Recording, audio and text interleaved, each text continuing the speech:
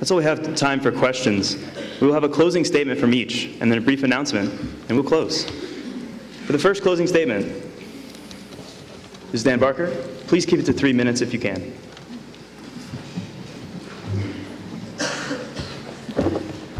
I think John's biggest blunder tonight was the sentence that existence is a non-essential feature. Existence is not a feature, it is not a characteristic. He's playing with words. Theologians like to do that. Christian apologists like to equivocate. They like to pretend that in the ontological argument, Anselm did the same thing. Anselm, who said that a being who exists is greater than a being who's just in conception, as if existence were somehow a characteristic of something that already exists. That's gobbledygook. That is nonsense. It's an argument that has no meaning to it at all. Again, John is confusing God of the gap explanations for evidence. It is not evidence. Was the thunder and lightning evidence for Thor? Was that plastic bottle evidence for unicorns? Obviously not.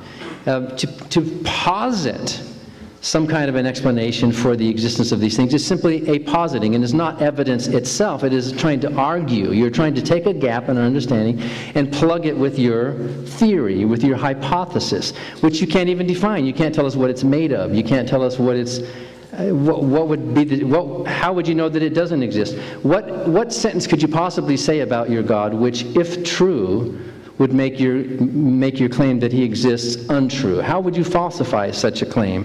And if you can't, in principle, create a falsifiable statement, then you're not even arguing for anything that we can talk about. We're not sinking our teeth into anything. I do want to close with just a tiny little atheist sermon. If life is eternal, then life is cheap. We give greater value to things that are rare, things that are precious. Rare metals and precious. We mourn the death of old people, but when a young child dies, whoa, we think it's a greater loss. We atheists and agnostics know that this life is all there is. This is all we have. And because of that, our life is enhanced to a much greater degree. Our appreciation, our enjoyment, our respect for that life is enhanced. I have not heard any evidence for a God. I haven't heard any good arguments for a God. I've heard a lot of words. I've heard some equivocations. I've heard some bad definitions. So in my mind, why believe in something that is so irrational and delusional? Why not spend our energy and our time not giving money and time and energy to some church or some religion, but actually doing real good in the real world? There's no purpose of life. That's the truly good news. If there were a purpose of life, that would cheapen life as well. As long as there are problems to solve, and the truly moral issues that we're struggling with, and solving the real problems of society and the world, hunger and inequality and oppression and you name it, as long as there are those problems to solve, there is immense purpose in life. So we atheists and agnostics reject the notion of this creator God, but we heartily embrace morality, goodness, beauty, and purpose. Thank you.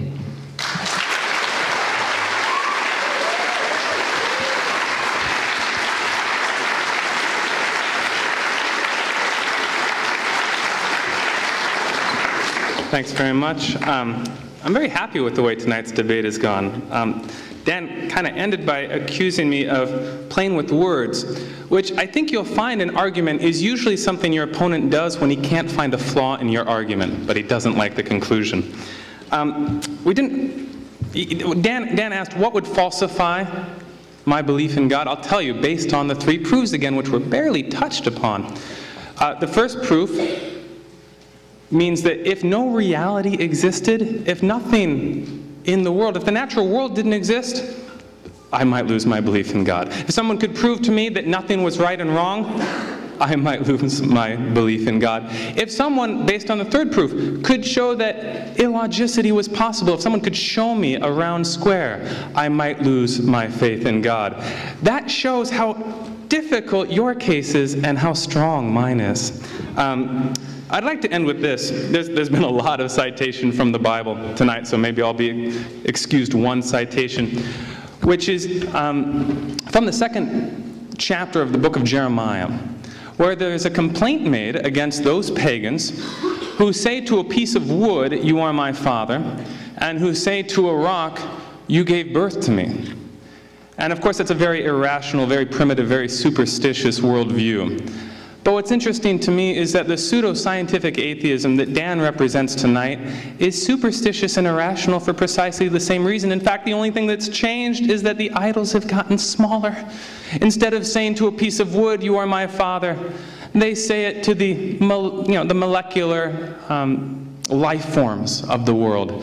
Instead of saying to a rock, "You brought me into the world, you gave birth to me," they say that to the inanimate, unintelligent subatomic particles. And while that view of things may have grown more sophisticated, may have grown more complex, and I think it's certainly grown more dogmatic and more evangelical, the one thing it can never become and will never become is any more rational. Thanks so much, and God bless.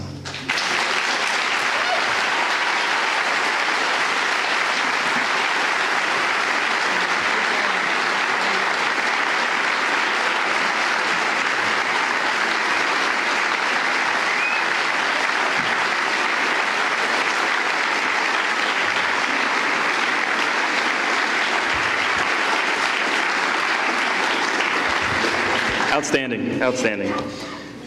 You actually have access to these speakers later tonight. It doesn't have to end here. If you'd like to join John-Mark tonight at 7:30 in the Burge Union, St. Lawrence will be putting on the Genius of Women, the other Catholic group here. So if you're going there, that's why we will end promptly to allow you to attend that. Immediately after this, Dan Barker will be joining us for a book signing in the governor's room, where you can also purchase his book and the books of other speakers that are part of Reason Fest, as well as get free materials from Soma.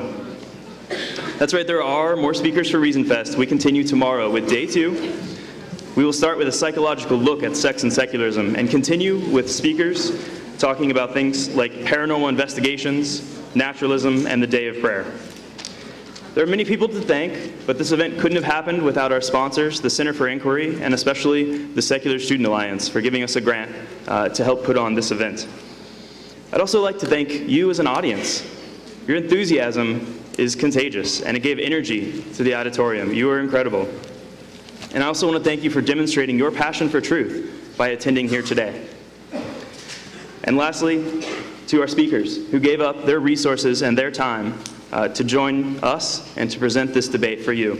Let's give them one last round of applause.